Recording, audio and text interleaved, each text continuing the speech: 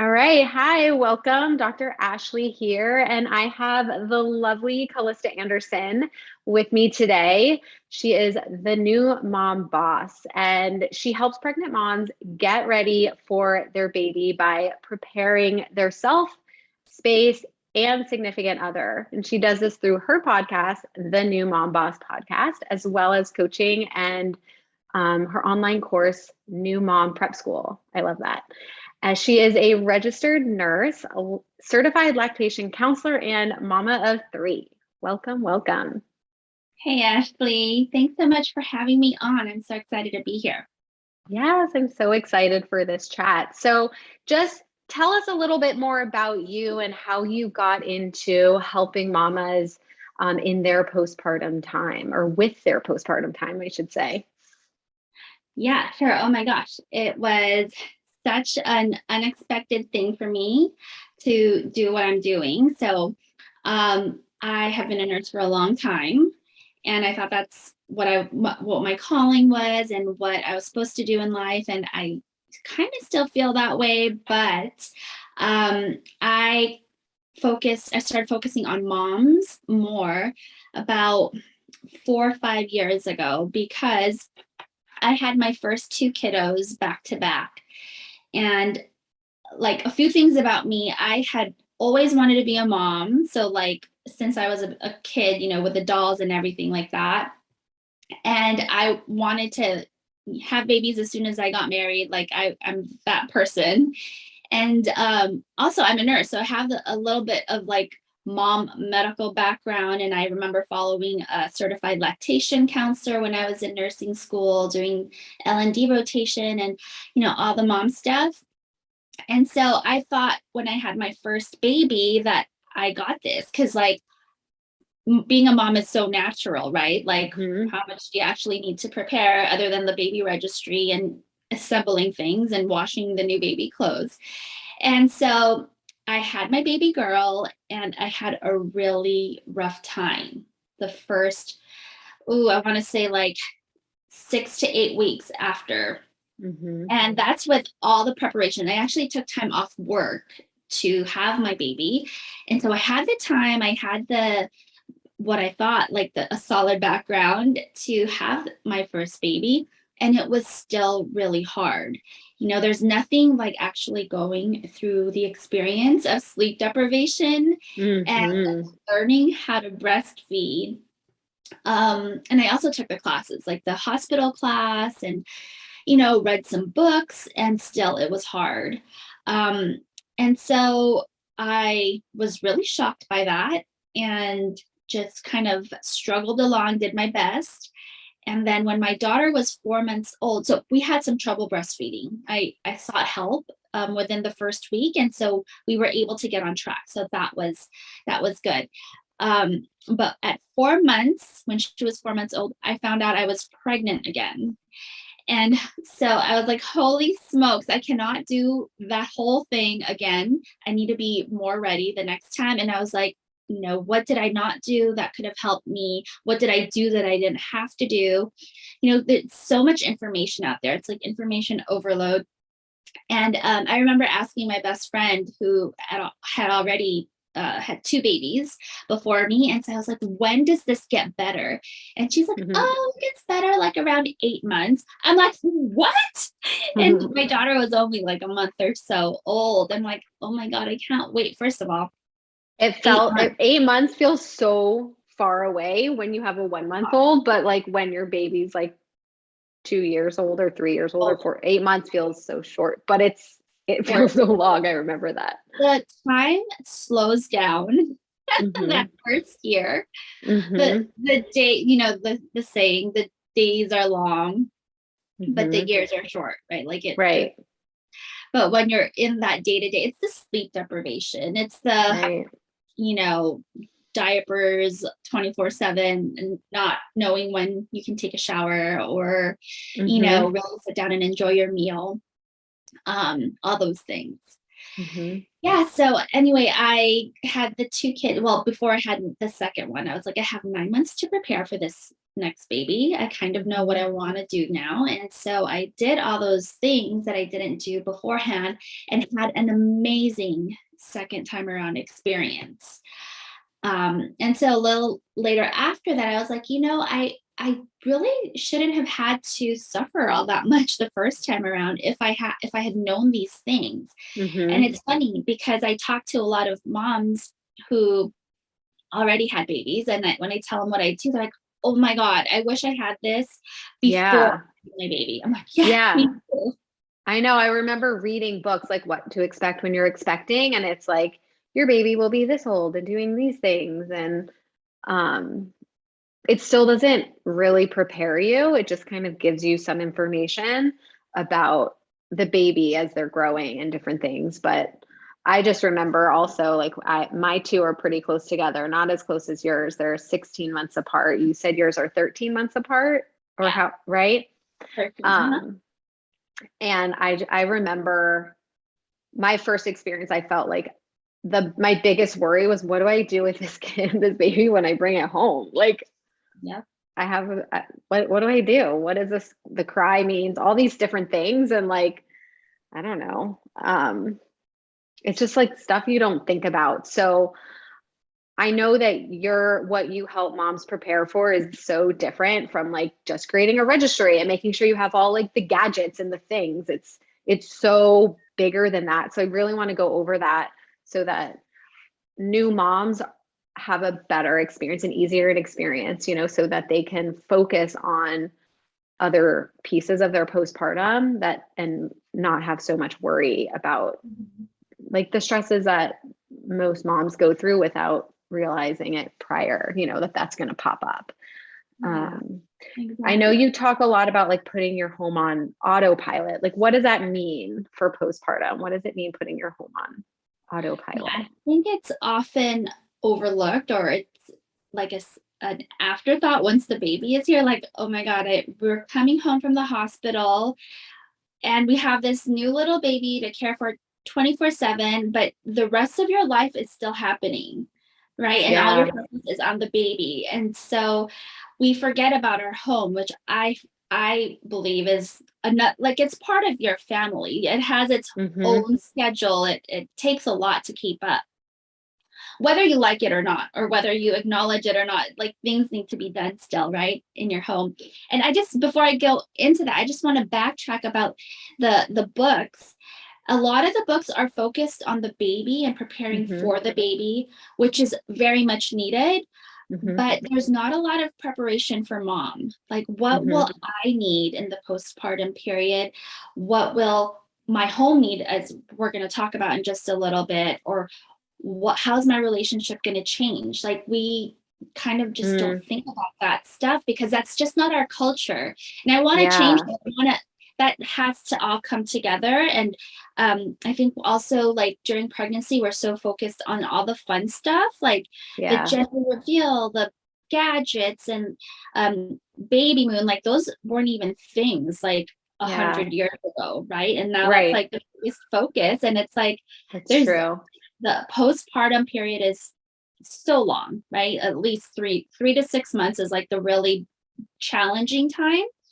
And we prepare mostly for the birth, which is 1 day. And Mm-hmm. that is, we still need that, but we also need this longer period to be covered the way we prepare.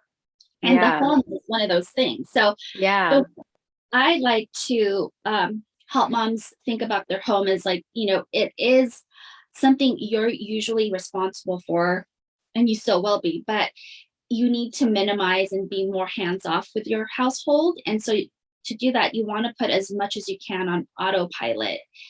And there's I go through 4 steps and I tell moms to, most moms are have a partner, they're married or have a long-term partner. So Mm-hmm. and so you share these responsibilities um with your partner. And so the two of you need to talk about the responsibilities ahead of time, because that's going to change. Like, mom is going to be busy for the most part. And so what I recommend is during, probably the third trimester, start taking an inventory. That would be step one, is to start talking about the responsibilities and taking inventory of the daily, weekly, monthly chores, tasks, paying bills, Yeah. the trash, the grocery, like those things, and see who's responsible for what and how that's going to change after. So that would be like the starting point. And then there are things that you may want to take off your plate. And so the whole like the DAD acronym, which I'll go over, delete. So after you create your list of chores and tasks, you want to take off things that aren't necessary, things you can do without for the next 3 to 6 months. Also with your bills, go through your bills and see, you probably have all these memberships and subscriptions you're not going to be using. Just, if you want to look for areas to save money, and take those things off, and then automate as much as you can with the bills, like auto pay. I don't like to put things on auto pay per se, like everything, but I would do it for like the first few months, just so you don't have to think about so many things. Yeah. And so, yeah, that's just one example. It's like how you pay the bills. And then as you delete things, then after that you automate, which is like auto pay, and maybe, asking your gardener or whatever, just do this and this and this for like the next 3 months. So like you're automating different services. And then the last part would be to delegate. So if there are things on your plate that you've split up between you and your partner, and there's still some other things, and I would recommend just delegating anyway, taking as much as you can off your plate, asking friends and family to do XYZ for the next 3 months. And that is going to really allow you to focus on your baby and not all have all these things in the back of your head, or like, oh yeah, it's on the back burner, I'll get to it. Because then you're not as present with your baby and your partner, and you'll have so much to think about already once that baby's home. So yeah, those are the 4 steps. So first, take the inventory and chat with your partner about the chores and tasks, and then delete what you can, automate what you can, and then delegate as much as you can. Yeah, I so wish I did all of this before my first 2, because that's so important. You get home. I just remember even things like feeding myself and nourishing my body.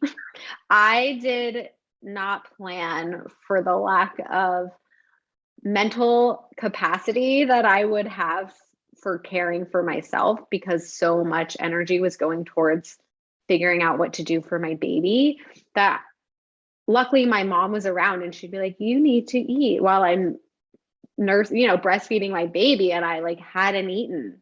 And how can I nourish a baby if I don't nourish myself? But I didn't even plan ahead, like plan meals, plan how things were going to go. I mean, I know you're talking about automating other things too, but like I feel like food is a big part of it too, that there's so many different elements of what you're saying to get your home prepared. Cleaning the home, like what if your partner can't do that extra task, then you can find somebody to do it for that temporary period of time. It just takes those things off your plate, and then you have less stress. I know I feel less stressed when my home is not a disaster, and people say, well, just like when the baby sleep, and people are like, but I want to do laundry, or I want to do this. And it's like, no, this is part of what you're saying, right? Delegating, having that set up ahead of time so you can rest your body and you can rejuvenate and restore your energy and things like that, right? Exactly. And we've had someone come and clean the house, but that was like every 2 weeks. So it was like the actual cleaning stuff. And I'm used to keeping things in order for the most part. And that's one thing I would have done differently. And I did it the second time, is like, you have to adjust your expectations. So for me, like every night, like after she slept, the first 2 months, or I would say the first 4 weeks, I would put everything away. It looked like we didn't even have a baby for the first month, because I would put everything back, like the coffee table stuff and everything. And I was like, what am I doing? I should be sleeping. I think also when you're a first time mom and you have your baby, you come home, there's a lot of like WTF, like, what do I do? But also you're like, oh my God, like my baby's so precious. And you're on this like adrenaline high, just being Mm-hmm. a mom.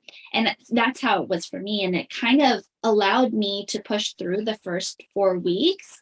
And I didn't rest as much because I was on a lot of adrenaline. Mm. And maybe because the second time around, it's not the same. I mean, of course, you love every single baby, but the excitement is just different the second time around because you already had a first. But the second time around, I was just so much more chill because, yeah, I bonded with him more because I wasn't on this like go, go, go adrenaline, like I'm going to take care of the baby and everything else. So, Mm-hmm. yeah, I think the whole mindset and adjusting your expectations is big. That's we don't talk about that before we have the Mm-hmm. baby. There's Yeah. so many conversations that aren't being had, and not because I just don't think our focus is there, because I'm not the only mom. Like, you experience the same thing. Mm-hmm. It's just the culture of pregnancy is kind of the dominant period of the whole new mom. Like, everyone's Mm-hmm. focused on things about the pregnancy and birth and Yeah. not so much after.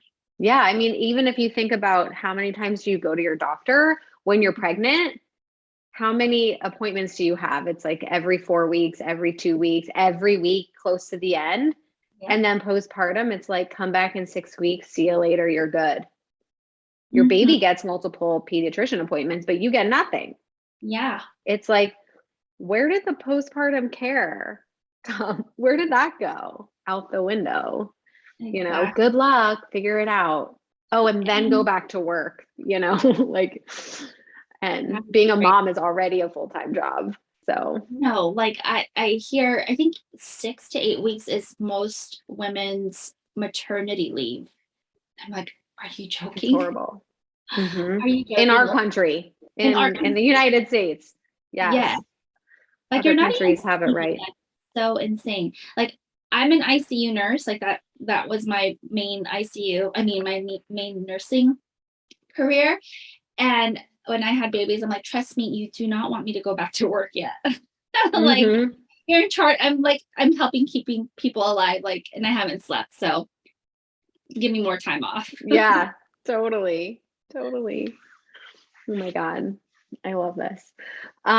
So tell me some other things that you suggest for moms who, and this is all stuff you're talking, getting them ready when they're pregnant for postpartum, not waiting until you're Yeah, postpartum, so that like when you're sleep deprived and like worried about stuff that you're like getting the stuff together. You're talking about getting ready for postpartum time during pregnancy, right?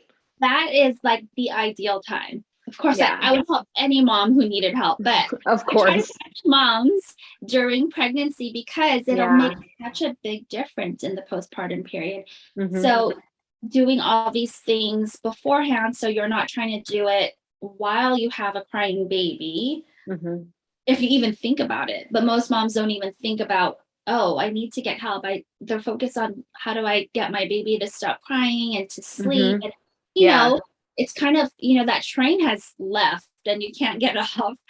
Whereas Hmm. if you plan ahead, you'll just enjoy your baby and the postpartum period. And there's a postpartum depression is huge. It's so common and it Hmm. varies. It could be super mild and it could be really severe.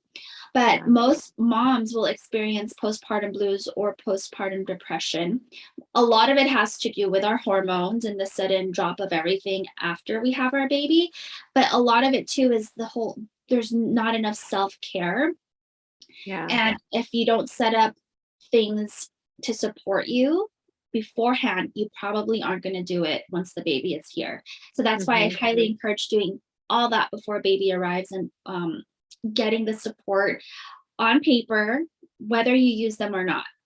Like, for the Yeah. difference, you're gonna need, pelvic support, like yourself. Like, some moms don't have any problems. Most moms do, and whether Hmm. you use it or not, that's not the point. It's like you just need to know who to go to for Yeah. breastfeeding, for even therapy if you should need therapy. So because that's you don't want to just pick anybody. You want to like do your research and make sure they're the right fit and all that Yeah. beforehand. So you're not doing all the footwork when you're trying to breastfeed.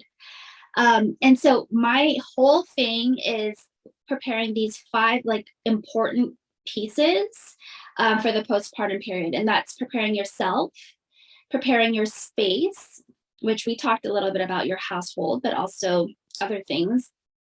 Preparing your significant other. So preparing your relationship for that change in dynamics once the baby is here. I don't think that's talked about it nearly enough. Oh, for sure. And the doctor probably doesn't ask you, how is your relationship with your partner? How are things going in the home together as you're caring for a baby? Because your roles shift, your priorities shift, and maybe it's temporary, maybe it's long term, but it should definitely be talked about prior, Oh yeah. Just for sure your roles, the different responsibilities, like the household stuff, but that's just one piece. There's the sex piece, there's the date nights, and and it's like my husband and I went to therapy after our first 2 because we got off track, because we didn't know we were going to get off track.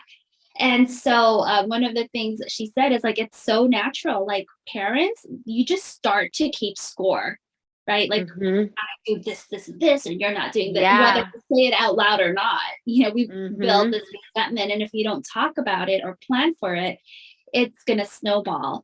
And you said some are temporary, some are long-term. The things that could be temporary can become long-term if you don't acknowledge it or talk about it. Yeah. And so, the significant other piece is huge. And then skills, that's one of my 5 pillars. Skills is one of the biggest skills you'll need when you're a new mom is breastfeeding. And you may not think of it as a skill, but it definitely is. Like it's something you have to learn and get into a groove with your baby. So the baby does the baby's part, which is the normal reflex, but the latch part is not a normal thing. Like we have to help baby get that. And so I think that was another misconception I had, and a lot of new moms have, is that, breastfeeding is natural, so it should be easy. And it's easy to quit breastfeeding because we have formula, which is fine if you want to do that. But I know a lot of moms have their heart set on breastfeeding and have to quit before they want to because, they didn't get a good latch or their milk supply is low. And that's all because of not being able to keep up your supply with breastfeeding. And then the last piece is your support, which is the next big thing, like significant other and support, like the support, like we talked about, finding the right people just in case and using your family and friends because I would take advantage of that. They're all so excited for you, especially in the first that postpartum window. I would take advantage of that and don't think that you have to do everything alone, because most of us are not used to asking for help, 1, and then 2, accepting it when it's offered, because we think, oh, that's just like saying, hey, how are you doing, or do you need anything? Like they probably mean it, and if you answer their question and accept their help, like they will do it. Absolutely. Oh my gosh, I didn't have a lot of support postpartum except from my mom for my first one, and she was helpful, but like if I didn't actually start to get more friends, like mom friends, until later. But now the group of mom friends that I have, if somebody has or needs anything, we all gather around and are like, okay, we set up some type of support, whether it's bringing food for the person or like taking them to an appointment or anything. And it's like, why are we not doing this for mamas that are new? And if you don't have a bunch of family or friends in the area, maybe you can search out people like a postpartum doula or a a night nurse. Oh my gosh, I'd never even heard of a night nurse. It's like the most glorious thing on earth. My girlfriend had one. She's had someone stay with her at night, right, for 2 weeks. And so she was breastfeeding her baby, and the night nurse would bring the baby to her so she could nurse the baby, then to bring the baby back, change the diaper, put the baby back to bed. And like, she was the most rested new mom I had like ever seen. It was like amazing. So yeah, it's like, even if you don't have the family or friends, there's still other support out there. And I feel like it's so beneficial. 100%. And I think a lot of new moms too are hesitant to, well, first of all, they don't know about a lot of this support. Mhm. And two, they might come to it and be like, oh, well, that's like, I don't really want to spend that money. That sounds Exactly. expensive. Mhm. When, I just want to help them like shift their minds a little, because it's an investment on your Yes. mental health, your Yeah. safety, your relationship with the baby and your Mhm. partner. If you are rested and you have that support to hold you up, your experience is going to be a lot better, to say the Yeah. least. Dramatically different. And I see new moms all the time as a pelvic floor PT, that come in, and it's like, if, some of them have support and some of them don't, and you can tell the ones like where they are like kind of scattered and can't focus and things like that. And the ones that have support are like rested and happy and things are easy. And it's probably one of the best investments that you can make, is to hire support, knowing like maybe it's just temporary, like, and Mhm.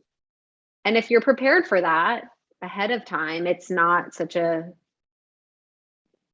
not such a big deal, because what you said, it's like helping your mental health, it's your physical health, it's your spiritual health, it's your everything health, it's your connection with your baby. It's like Yeah, like what is the price invaluable. of your bond with your baby?